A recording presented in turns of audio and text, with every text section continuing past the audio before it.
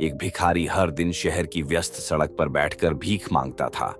उसके पुराने फटे हुए कपड़ों में लिपटे शरीर को देखकर लोग उस पर दया करते थे।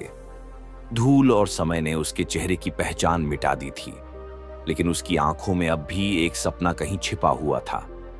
निराश होकर उसने सोचा, क्या मेरी जिंदगी इसी तरह बीत जाएगी? हर दिन जैसे बीत रहा था, वैसे ही एक दिन कुछ अलग हुआ। उसने देखा कि लोग उसके पास से गुजर रहे थे, लेकिन कोई उसकी मदद नहीं कर रहा था। किसी के हाथ में मोबाइल था, कोई हेडफोन लगाए आगे बढ़ रहा था, मानो वह इस दुनिया का हिस्सा ही न हो।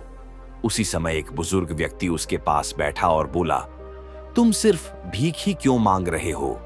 भिखारी ने जवाब दिया, मैं गरीब हूं, मेरे पास कुछ भी नहीं है। बुजुर्ग मुस्कुराया और बोला, तुम्हारे पास हाथ हैं, तुम्हारे पास पैर हैं, फिर तुम गरीब कैसे हुए? भिखारी कुछ देर सोचता रहा और समझ गया कि वह सच में कुछ कर सकता है।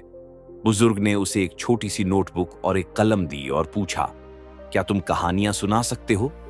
भिखारी ने सिर हिलाया और कहा, हाँ, बचपन में मेरी मां मुझे कहानियां सुनाया करती थी, मैं बहुत कुछ जानता हूं।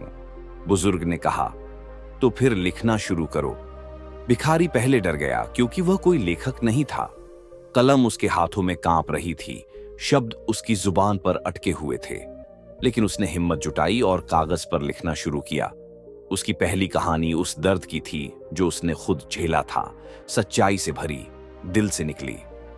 कुछ दिनों बाद एक राहगीर उसकी लिखी कहानी देखकर हैरान रह गया। उसने कहा, तुम्हारी लिखी कहानियां बहुत शानदार हैं, तुम इन्हें किताब के रूप में प्रकाशित कर सकते हो। पहली बार भिखारी ने अपनी प्रतिभा को पहचाना।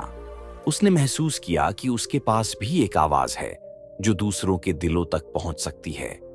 धीरे धीरे उसने छोटी छोटी किताबें छपवाना शुरू की। लोग उसकी किताबें खरीदने लगे और वह मशहूर होता गया। एक दिन उसने उस बुजुर्ग को ढूंढने की कोशिश की, लेकिन वह कहीं नहीं मिला।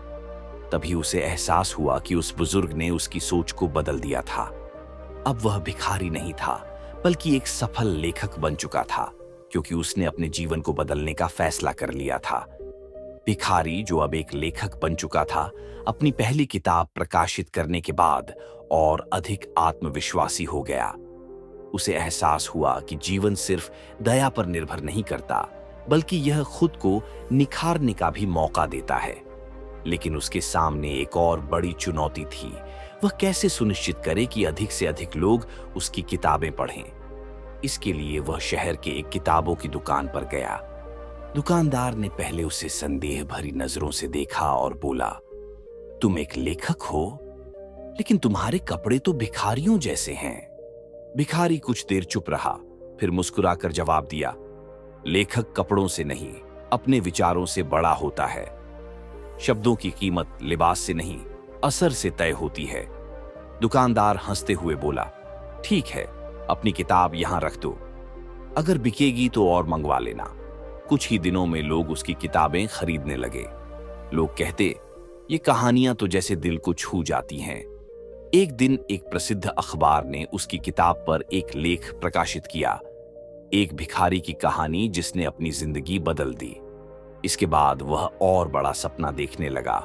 अब मैं सिर्फ जिंदा नहीं रहना चाहता, अब मैं याद किया जाना चाहता हूं। लेकिन सफलता के साथ साथ नई चुनौतियां भी आती हैं। कुछ लोग फुसफुसा रहे थे, क्या सच में कोई भिखारी लेखक बन सकता है? ये सुनकर उसका मन थोड़ा दुखी हुआ, लेकिन उसने हार नहीं मानी, क्योंकि उसे मालूम था, आलोचना सफलता की छाया है। उसने और भी कड़ी मेहनत शुरू कर दी और पहले से ज्यादा गहराई से लिखने लगा। धीरे धीरे उसका नाम चारों ओर फैलने लगा। अब वो सिर्फ नाम नहीं, एक मिसाल बन चुका था।